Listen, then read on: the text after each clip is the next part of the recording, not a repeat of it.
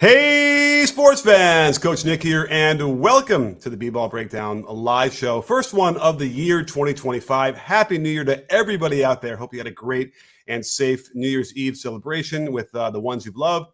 And speaking of that, we have Andrew Combo Sal, joining me as always from his studio on the East Coast. Combo, Happy New Year, my man.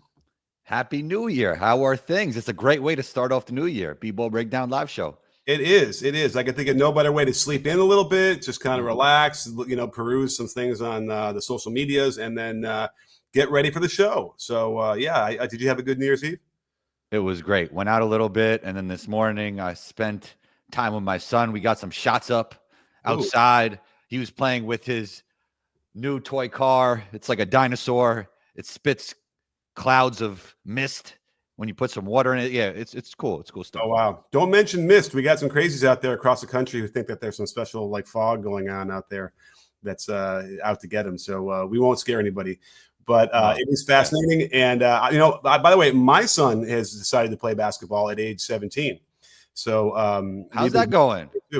How's that going? It's interesting, it's kind of like to try and build a game from scratch at that age is an interesting challenge. And so we're having fun. So there's a theory that if you start later, it could actually help you as a shooter because you're not heaving the ball. Like you could really learn to shoot it the right way right off the bat. Yeah. Well, I mean, I got to say this. He's been playing in some games for his school team, first time ever playing. So he doesn't really have any experience of any of this stuff. But there are moments when he's in the mid-range area or so, and he's like catching and shooting, and it's like the release is hyper quick. It looks right. It's not that close yet because it's the first shot he's ever taken in a game.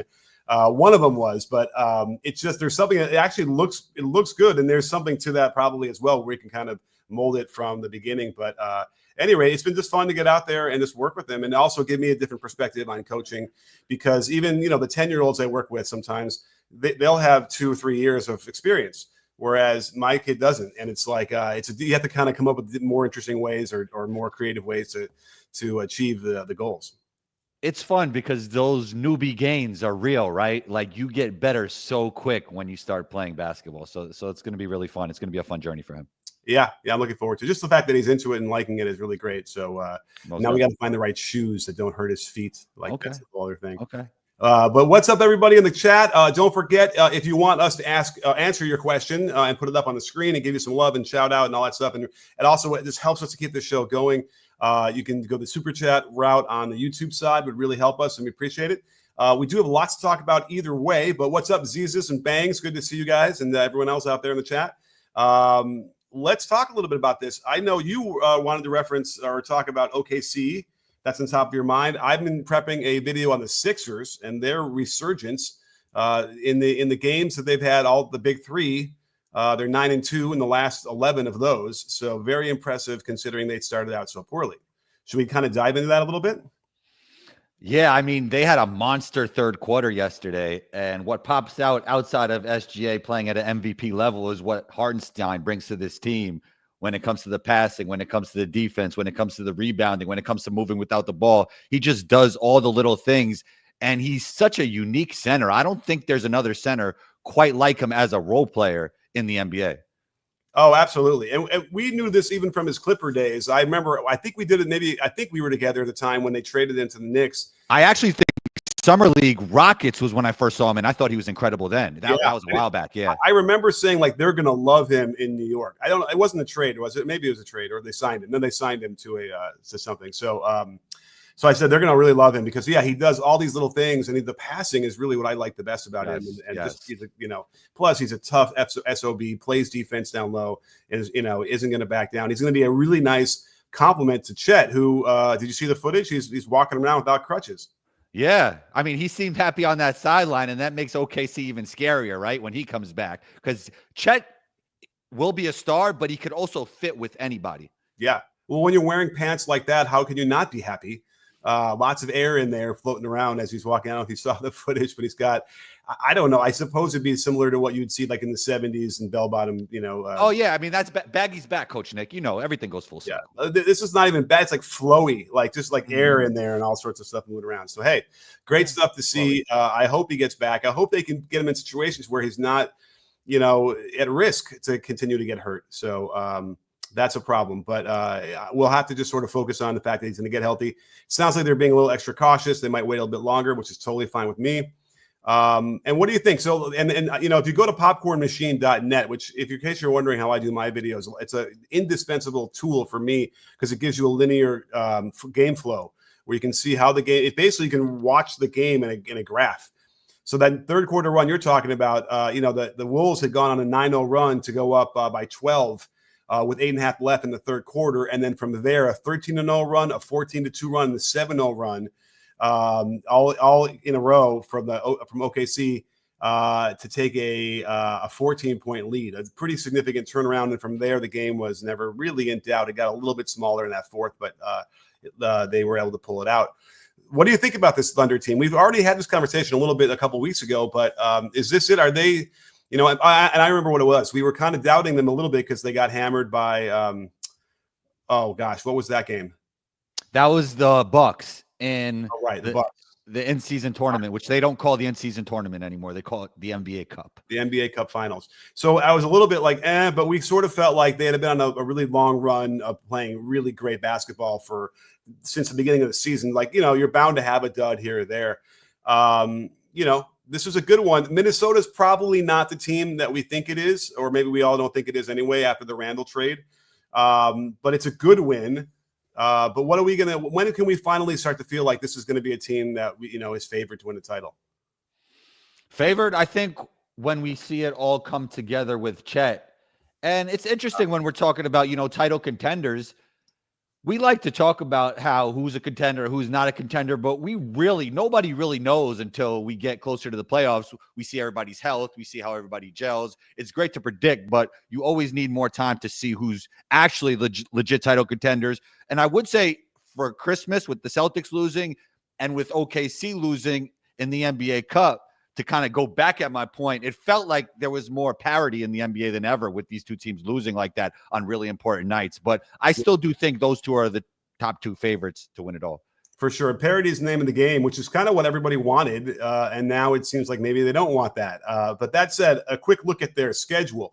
Here's how we're going to know, because I think we're going to maybe figure it out a little bit ahead of that, because they're going to play the Clippers, the Knicks, the Celtics, the Cavs, the Knicks again.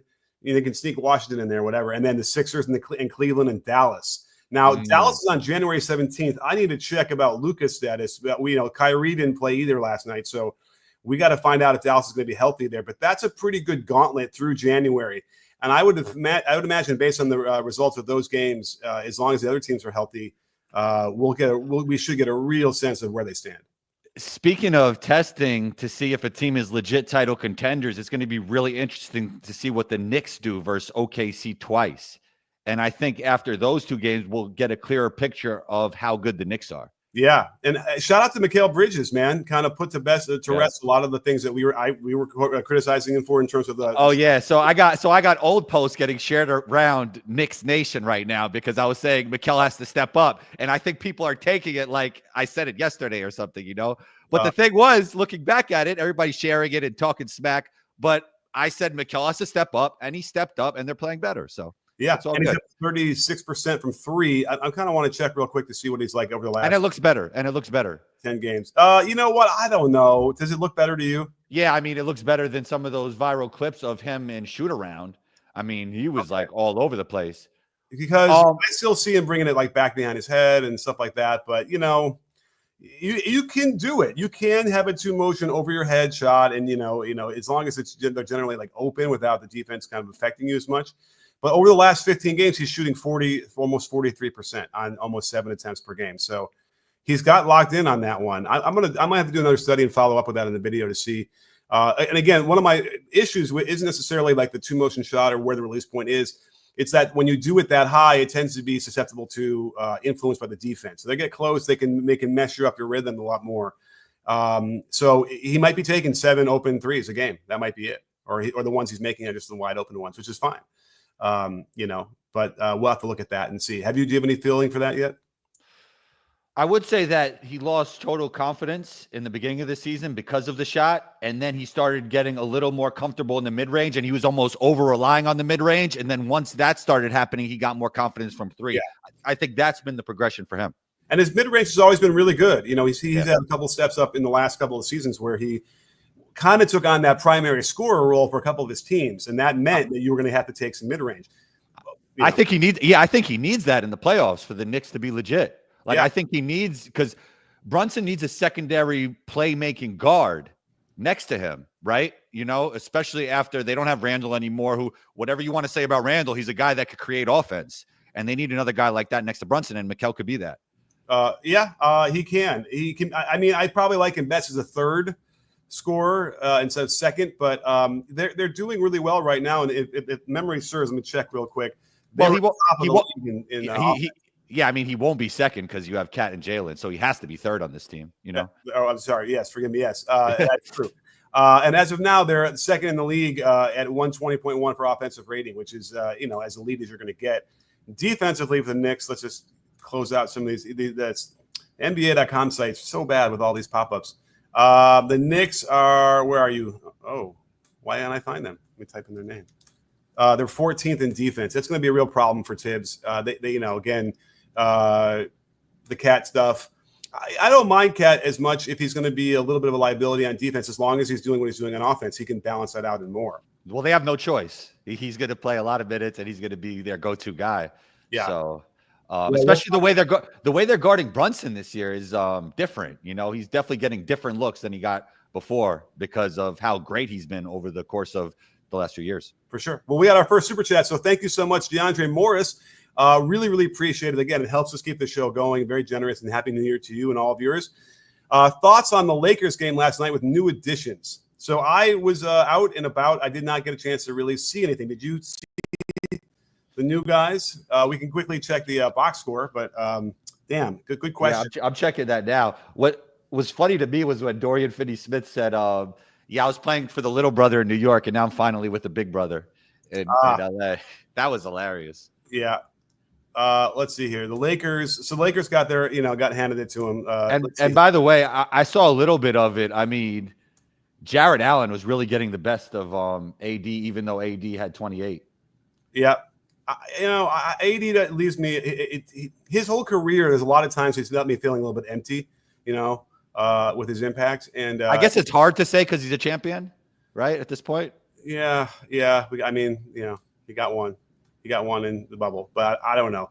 Dorian Finney-Smith, 20 minutes, 1 for 4, 2 points, 2 assists, and then Shake got 10 minutes and had 6 points on 2 of 4 shooting with a couple of rebounds. So I like Shake's game. I like the way he plays. Yeah. No, he could fit in nicely there. They could get him his 12 minutes a game and do some things. Yeah. But the Lakers, I feel like are they done trading? No.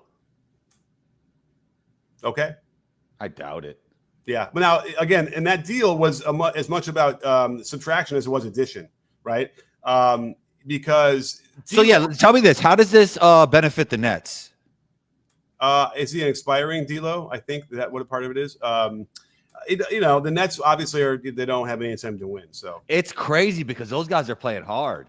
Like I watched the Nets game over this holidays, and man, Ben is playing hard. Cam is obviously playing hard. They look upset when they lose, but they're playing to win. But the front office is playing to lose. So I guess that's how it goes. And right now they're 12th in the East, 12-20, which is not good enough to get a top pick. The Wizards and Raptors are way ahead of them. And on the other side, so the Pelicans as well, which we'll have to get to in a minute about the Zion stuff. So I think that the Lakers, probably not done. But again, you have to find a willing trade partner, and they have to identify what else they might need. They're talking about. There are going to be some players out there available, right? They're talking about. We talk about Ingram. So some of these teams that are clearly not going to win this year might start doing some fire sales. I like Zach LaVine better than Ingram for them. Yeah, probably if I had to choose between those two. Yeah, and I don't know. I just don't know if it matters. Is my problem. Exactly. I don't know if LeBron and AD have a big enough impact anymore to do it. Zach LaVine could take him over the top, I think. Really? Yeah, I mean, he has a lot of juice left. He's showing he could play within the team construct right now with the Bulls. They're playing good basketball. I mean, they're not a great team, but they're moving the ball. He's playing within the team structure. Yeah. He's getting off whenever he wants. The game comes effortless to him, and he's in his prime. Like, they need another prime guy who's a star. I think he's a legit star in this league, and I think he could take them over the top. Yeah, well, we shall see. I mean, the Kings and star fit. It's good star fit, right? Him, AD, right. Zach LaVine, they balance well. Who would they rather have, them, LaVine or De'Aaron Fox? Oh, that's interesting. Now, I mean, right. I think anybody would rather have De'Aaron Fox as a top 20 player, legit, right? Top 15, top 20. Yeah. Well, yeah, but coming out of a failed season, right? They just fired the coach. I don't think the Kings have had a coach for more than 2 years in a row since Adelman was there. I looked at that. I'm pretty sure that's the thing. I don't know if anyone had more. Yeah, I mean, he shouldn't have got fired. I don't think, but that's how the NBA is. Yeah, I mean, it's weird because again, we talk about this all the time. In theory, if they had gone to Sabonis and Fox and said, we're thinking about firing him, and they said, absolutely not, I'm not, whatever, then they don't fire him. I don't know. I mean, it's hard to know with the Kings, and then it's also hard to know in terms of Sabonis and Fox. Do they command that kind of I heard there was a little friction over the course of the last couple seasons with Sabonis and Mike Brown. I don't know. I don't know his relationship with De'Aaron that much, but I mean, that's definitely, that could have something to do with it. With that said, I mean, what's the point at this? Like, why now? I mean, wait till the end of the season. I don't know where it's nothing different is going to happen. Right. I just, there must be something going on that we don't know about. Yeah, but it was good.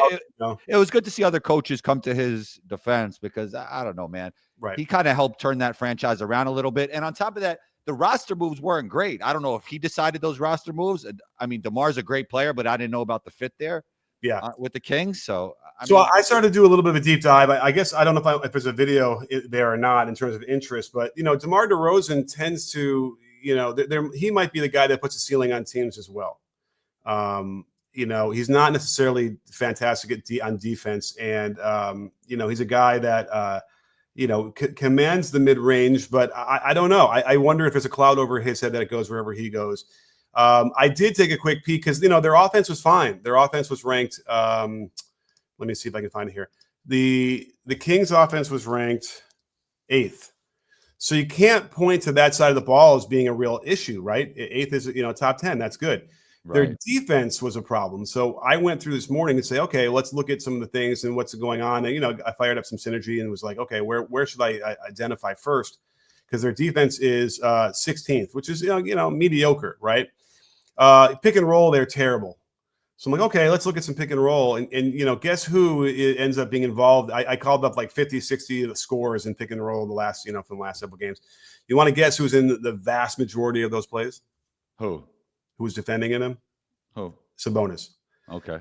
So, they get Sabonis in the pick and roll. He's guarding the ball screener, and it's a nightmare. It really is. Like, he's completely ineffectual. Now, don't forget, in drop coverage, which is what they play with him, at least half of the issue is the guard slaloming around the screen to stay attached and have pressure from behind until they can get back in front. Now, you might remember I designed a defense. So would you say Sabonis is what? Yeah, what's the name of the defense again? The chase defense. And chase the reason defense I up is because we focus a lot on how to play behind and how to pressure properly, and it's very similar to drop coverage anyway. But guards are not good. They don't get around. De'Aaron Fox does not get around well enough. They don't stay attached, and so it's kind of like. Would you say Sabonis is way more of a defensive liability than Jokic is, right? Yes, because Jokic has the hands and the angles, and he can deflect passes. Yes. And, I saw that in Paris. He was good on defense. Yeah, and he'll knock the ball out of your hand. Like, remember, if Jokic could make 2 or 3 plays a game a deflection and a couple steals, that's terrific because everything else he's doing on the other end, right? I don't think Sabonis even gets that many. I don't think he gets 1 or in a game. Yeah, he's not as you're right. He's not as active as Jokic. Jokic is kind of like stunning at you, hands, feet. He'll kick a pass away, Yeah, and he's probably 3 inches shorter than Jokic, maybe. Yeah, definitely. Yep. So he's got these limitations there. So it's a problem, and so I'm starting to wonder, like, maybe you need to play a big center next to Sabonis all the time, and not have him play that position and get stuck there. I don't think they really. But then is Sabonis a spacer at this point? He's been shooting really well from three, so he actually fixed that. So offensively, again, they're 8th. They're playing well. That's always been a great attribute of Mike Brown's teams there, running their Princeton sets in the high post. It's great. Can't argue with that. And in fact, when you score like that, then you're in a good position to get back on defense. You should be able to limit fast breaks and all that stuff. But again, they need only put Sabonis in the pick and roll, and it just becomes a real problem. I mean, it might have been 70% of the scores were all when he was involved in the pick and roll. I mean, it's unheard of how many times. That said, you see Len out there doing some issues as well, rotational things. You see a Spain pick and roll; they don't know how to really defend that well. So, that's it. That's sort of it. But I've been to Mike Brown practices, and I've seen, he certainly has a good command of like defensive rotations and how to teach it. But, if they're not going to listen, then, why? Then that's a problem too. Now, we could talk a little bit about what happened the other night when they lost on a 4-point play. Did you see that play? Was that the one that De'Aaron looked kind of lazy or out of it? Yeah. So, I'm always advocating foul up by 3. And they had plenty of opportunities in about 8 or 9 seconds to foul while the ball was being passed around. I mean, it was bad. And then, with, 5 seconds to go, they passed to the corner. De'Aaron Fox was at least 7 or 8 feet off of his man, right? And remember, they're up by 3. So not only does he goes for the shot fake, and then on the way down, he decides, okay, now I'm going to foul him. So he pushes him on the shoulder, and the guy hits it anyway. It was a great shot. And they lose the game. Now, here's the reason. Here's what might have happened. Mike Brown, did you see the post-game press conference with him? Tell me more. He basically lit De'Aaron Fox on fire. The whole team, we told him to foul. They didn't foul, and there's no reason to ever have a closeout. Do you think he knew he was out? No, I think that was why he was out. I honestly feel like it was a rash decision based on that press conference. Well, they also lost to the Pistons, I believe, and that was the game. Yeah. Shout out to the Pistons, by the way, playing a lot better. We'll have to get into them too. Cade is, man. I'm going to do a video on them. I haven't done a video on the Pistons in I don't know how long. It's been a long time. Can Cade Cunningham become a superstar? That should be your video. Okay. What do you think?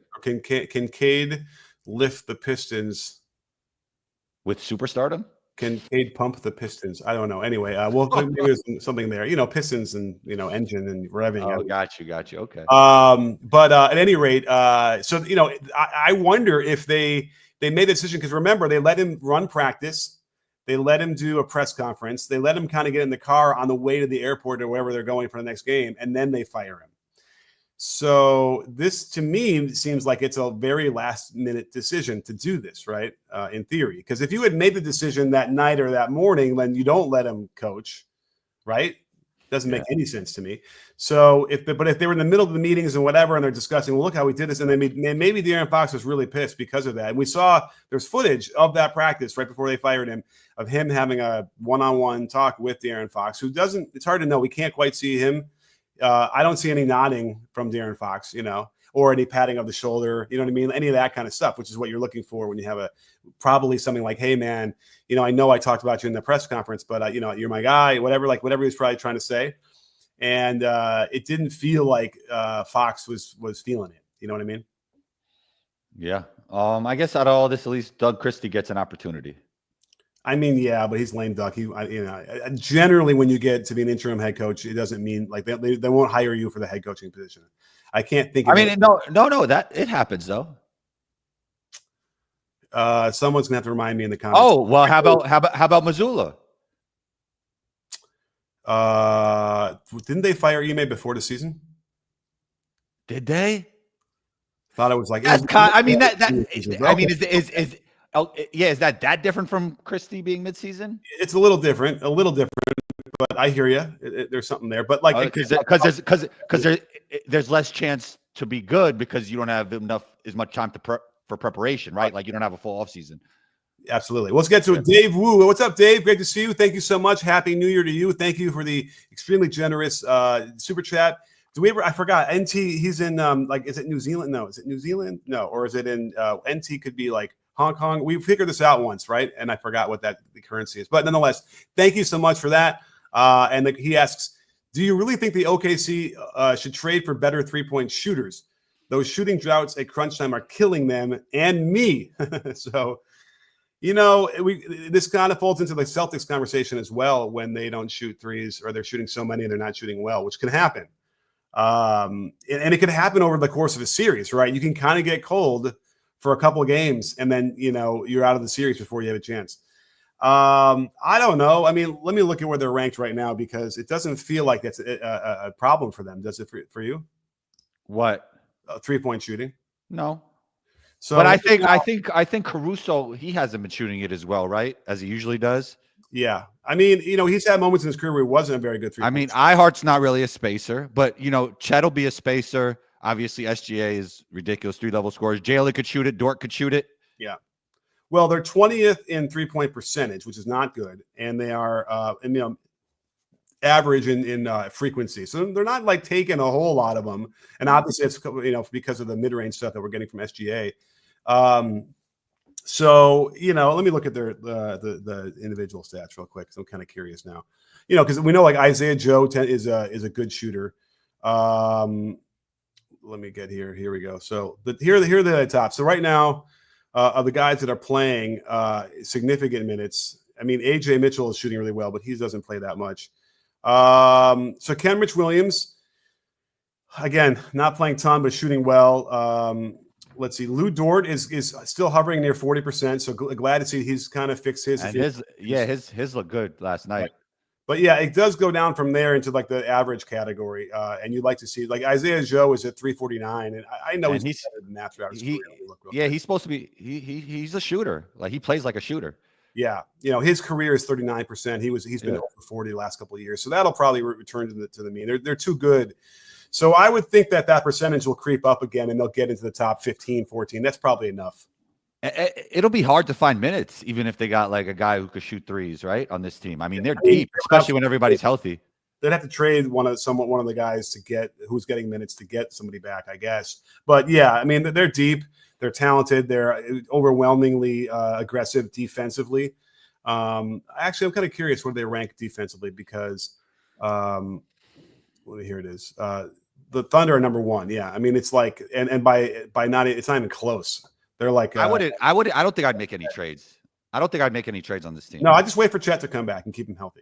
Yeah, and then just try and develop your players to become better shooters. I mean, a lot of them are still young. Yeah, and just keep developing the chemistry as well, so they can figure out how to operate in tandem with SGA. He's just sickening. This guy. He literally. I mean, did you see what he did to Naz Reid last night? Yeah. It's so shifty, right? We probably have to start having a conversation about him in the pantheon of like MJ and Kobe, don't you think? For what, as a player? Yeah, as a scorer. I don't know about that yet. I don't see how you can look at what he's doing and how he's embarrassing professional play. Athletes and not think that he's up there. Well, Jordan and Kobe did it at a championship level where the intensity is a little different. SGA still has to prove that. He played great in the playoffs last season, but I guess you're saying from eye test, okay, but then you got to get to where you're doing it at the highest of highest levels consistently and repetitively. That's fair. That is fair as well. But okay, let's make it regular season scorers. He's got to be up there. Well, and we have to put Harden up there too. Yeah. Okay. So what was it? At Harden's peak, is SGA better or worse than that? Harden was a better scorer than SGA in their peaks, but right. SGA might not even be at his peak yet. That's the crazy thing. Right. Who knows? And also Harden's ability to pass the ball will eclipse his SGA's. Yeah. I mean, look, there was even more of a system to juice James's numbers, but with that said, he used to make 50 look so easy. Like effortless, right? And I don't know if SGA does quite that. But what made him also so dangerous is that he was going to throw 11 assists a game. Yeah, he was going to skip the ball. Everything was a 3 to the basket or a lob. But he'd be throwing these like crazy skip passes to the corners, open threes. Yes. It's like a really impressive skill. Now SGA does get his share of assists just by dominating the ball as much as he does, but he doesn't. He's going to shoot it. He's getting in that mode, and whereas James Harden, it was a little bit more difficult. He was going to give it up, and you weren't ready, and then bam, it caused a whole lot of problems. SGA plays with a very unique cadence. Yeah. But I'll say this, Coach Nick, we could clip that. All right. With you saying SGA's on the level of 27 Jordan and what'd you say? 27 minutes in, we'll clip it. We'll make that real. It's just SGA. Maybe I'll put something up on IG. We'll see what develops. All right. Well, yeah. We got more super chats to get to. Let's get into them. Braun, Godfather of the Breakdown. Awesome to see you. Thank you so much from Canada. Happy New Year, Braun. Happy New Year, Braun. Always great to see you. I've never seen a team change up their defense in a game as much as OKC.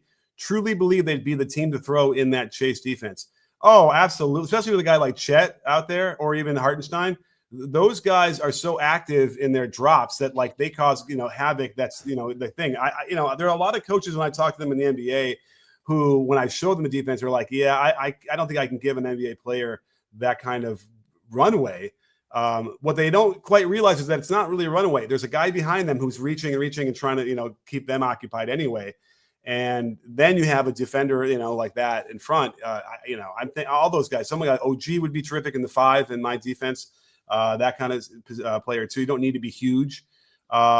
So yeah, they play zone as well. I gotta do a big deep dive into the OKC and really watch them, frame by frame to go through what they're doing. But it is very impressive, and I wish they didn't have such a clunker against the Bucks. That left me, with a little bit of bad taste in my mouth. But they're dispatching everybody, and they have everything they need. They have defense. They have defense to guard the Celtics and the Cavs. The Cavs, by the way, might be ready to overtake the Celtics and be my favorites from the East.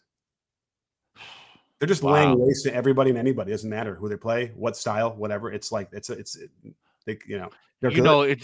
I think this could really be detrimental to how everyone looks at Celtics last year champion if they don't win this year, because a lot of the teams were unhealthy. It felt like there was no team even close. So I think they really have to win this year to make last year. I don't want to say legitimate, but people are going to be looking at it differently if they lose to the Cavs this year. I won't argue with you on that one. I see what you mean. And, there's still the things that always kind of gnawed at me. Like, didn't they feel like they were a championship team? But, the 3-point shot gets to hide a lot of things. You can overcome issues, turnover issues, rebounding issues, which they don't necessarily have. But it does make me wonder, if they go cold. And by the way, there are teams that can make the Celtics get cold, like the OKC and like Cleveland. That then it's almost like, when those rock and roll bands strip down and play acoustic and you can hear their music, stripped down, and you realize whether how great that song is. This is the question we have the Celtics. If you strip it down and you get to what their game really is it enough? Did anybody even see the Cavs being top 3 before the season? I didn't hear anybody saying that. Everybody was like Celtics, Sixers, Knicks. No, I don't think anyone talked about them because they were talking about the Cavs with like Orlando, like being like young up and coming teams that will be in the mix soon, but not there yet. Right. So absolutely. So yeah, this is a great story for them. And again, they have like Donovan Mitchell has every bit of deep playoff experience that you'd need. The other guys not as much, but I don't know these days anymore. If it, we'll find out how important it really is across the board. If you need X amount of players with X amount of experience to really do that run or not. But I am extremely impressed the way they play together.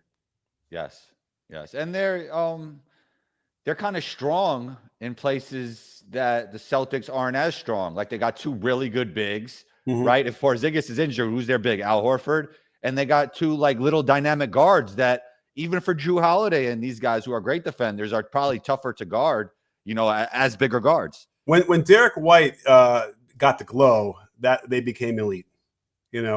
When you realize that he had the confidence to be able to score when he wants to and take it to the basket, whatever, that became. Him and Drew are like absolute winners, right? And don't forget, Drew's not been playing, and that's been a thing we're looking at. Maybe a couple of these losses, but Drew changes a lot of stuff for them. So he hasn't been playing well when he has been playing as well as usual. Yeah, but his presence there it will be helpful, and I'm sure we'll straighten him out sooner than later. King Jaffe Joffer, awesome, great to see you. Thank you so much for the generous super chat. Really appreciate it. Happy New Year. Absolutely insane that OKC has a 6'6" lottery pick point guard taking Topic. He's Topic. Who is that?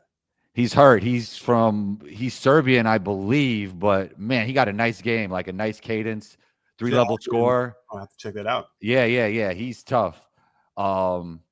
It's interesting. You know what? Even though I'd really like Topic in the draft, they could have got Connect. Oh, Connect That would would, well there. yeah. Although would he have gotten time? Yeah, because they need the shooting. Like I think they would have found it. Yeah. I mean, and I guess Connect is just too good. Like they would have been doing some scrimmaging early in the season and been like, yeah, I'm sure. I mean, that's why he got time. He's like, this guy can really play. Yeah. Maybe get like 10 minutes here, 15 minutes there, but he can help. Like he comes in gunning. Like he's not shy. Yeah. So that's interesting. But I mean, for some reason, it's reminding me of like the Bulls won their 3rd title in a row and they brought Tony Kukoc in. Of course, Michael retires. But this guy Topic, he plays with a unique cadence himself. I know I talked about that with SGA, but he has like nice finishes, 3-level score. Like he has a unique, European style game. Can he shoot? That's not a strong point, but it's not a weakness either. Okay. Yeah, he's not like known as a shooter, but he could knock it down. He gets into like hezzy pulls and stuff. He can shoot. A little bit. Well, let's get to our next super chat from Jada Ray. It's great to see you. Thank you so much, and really, really generous of you. I can't thank you enough. Really, thank you so much. And again, the show is important to both me and Combo, and it really helps us keep it going and giving you great content every week. Jada Ray says, "Happy New Year. Hey, Coach. I understand your point on fouling when up by 3. I have been thinking about this. It's important to get wins, yes, but from an entertainment aspect, is it better for game winners?"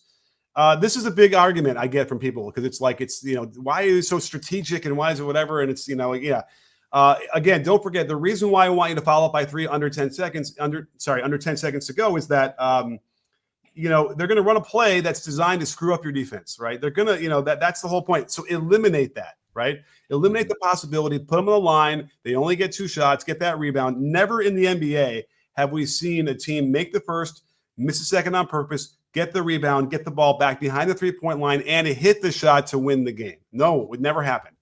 And if it happened like in college, it might have happened like twice in the 150 years or whatever of college. So, but I understand you'd want the opportunity to see a potential game winner as a fan. So yeah, you're right. Like entertainment-wise, it's not a viable thing. But how would you legislate that out? I suppose if you were to foul a guy under 10 seconds. And you're up by 3, they're going to give you 3 free throws. Like, I don't even know how you'd fix that. What do you think? I'll tell you how you fix the game. So there's always a game winner. Yeah. Elam ending. Yeah. And it probably takes away the fouling problem, right? Yeah, I think it does. And I remember when they did that with the All-Star game, and it was incredible, right? It was a really great game. And then they went away from it. They should try that in the G League. Well, yeah, I guess. Remind me again how that ends. I forgot how. So you just go whatever the score is. There's different models, but let's say you go +7. So if the score is 100 to 93, right? The target score with 2 minutes left. Clock goes off and the target score is 107. Oh, and then whoever gets that first wins. Yeah. That could be something. I don't know. But either way, as far as the question goes, yes, it does limit the excitability of the game and the endings. And that is what it is. I'm not going to change my focus on that only because I'm talking about winning the game. It's always interesting, by the way, because some coaches will not foul. And they get burned. And you're like, it's interesting how you win is not always the most entertaining. Like people are complaining about the 3, right? Too many threes. But the Celtics won that way. Right. Like that was strategy. Yeah. So it is what it is. Yeah, absolutely. And then I see Bron talking about Kenny Atkinson. Without question. I mean, Kenny was a great coach, is a great coach, and didn't deserve to lose his job in Brooklyn. So he has been prepared immensely for the next opportunity, and he was he was in a great organization last year to learn from. And I know he didn't get a couple jobs he interviewed for, and so it may be lucky because he probably would have taken those. But this is a great position for him and a good situation, good setting for him to do his thing. And there's no question that they've taken a huge jump with basically the same team. Yeah, definitely. He's been great. Yeah. Well, I got to get going in a minute or two, but all right. Happy New Year. We didn't even talk about the Warriors. We will next time. Okay, but it's not looking great for them right now, and I have some ideas. Maybe make it. Oh, what like ideas? How about this? We didn't get to talk about the Sixers either. I think they need to trade Jared McCain in a win now move. Maybe a DiVincenzo, maybe a Kobe White. Or there's 3 players on the Wizards: Poole, Kuzma, Brogdon. That's fascinating. Why not maximize Joel Embiid's timeline? Yeah, I mean, Brogdon probably deserves to get out of there. I mean, and everybody will give up something for Jared McCain at this point, and Jared McCain can't even help them this year. He's hurt right now. Right. Maybe he'll be back. You know, he hurt his knee, I think. Right. That was an injury.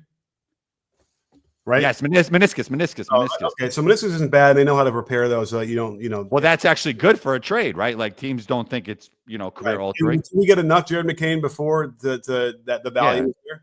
Yeah, I mean, yeah, definitely. I mean, I started the video and then he got hurt. I was like kind of ready to get that done, so I have the clips. But I would agree he's shifty in that he's shifty like SGA, but he also comes off screens like Steph. He's kind of this weird mix like Brunson and Curry. Yes, I agree. I think we've talked about this. I agree totally. Yeah. So I mean, I would do that deal if I was one of those teams that. But which is the guy though? Like, who do you like? Like, what do you think? Like DiVincenzo, or Kobe White, or the 3 guys on the Wizards that I mentioned? Like, who do you think would be the best fit? I probably would take DiVincenzo over Kobe White, and then we're talking about Poole. Kuzma is, Kuzma and Poole are both championship players. They are. Believe it or not. That means something. And then, or Brogdon. I mean, I don't know. They are. Kyle Lowry is there. They don't need Brogdon, right? I mean, Brogdon's better than Kyle at this point, but Kyle gives you winning plays, but Brogdon's better, I think. All right, that's true. So, and then, Poole has been better, and he's been shooting better too, in a way that, he's a champion. Yeah. I don't know. Who would I take? So I would either take I would probably end up taking DiVincenzo probably over everybody. And that Villanova Philadelphia connection, he might play really well there. When he's comfortable. Yeah. He's great. Yeah. Yeah. I mean, listen, he's on a decent team now, but he seems like, when he's on a really good team, he excels even more. So we'll see. But we have a lot of questions, a lot of things. But thank you all for joining us on the new year. We'll be back, we'll be back next Monday, I think, back on our normal time, wouldn't you say? I would say so. And we'll start experimenting maybe a couple other times, maybe after stuff later in the night or whatever. We'll see. But again, thank you all for all the super chats. Really appreciate it. Let me make sure I got them all. I think I did. Yeah. So thank you to Dave and DeAndre and Bron and King Jackie Joffer and Jada Race. Really appreciate it. That's a great way to help us start off the new year. And also all you people who are in there in the chat or in the show, thank you so much. A great discussion today. Combo, thank you for you to be here. Always ready to text me and tell me when you're ready to go live. Yeah, man. We got to keep it going for 2025, Coach Nick. You're the engine. I'm always knee deep, buried in thousands of clips of footage. You're the one who's going to. You're like JJ Redick with the clipboard. I mean, with the math equations on the chalkboard in that commercial. That's you with the coffee. Yeah, and babbling. That's me. So you can reach in there and wake me up and get me out of that for a few minutes and talk basketball. Love it. And we'll be back again next week. So we'll see you again then. And don't forget, sports fans, at B-Ball Breakdown, we're not a channel. We're a conversation. You in? Are you in, Combo? Yes, sir.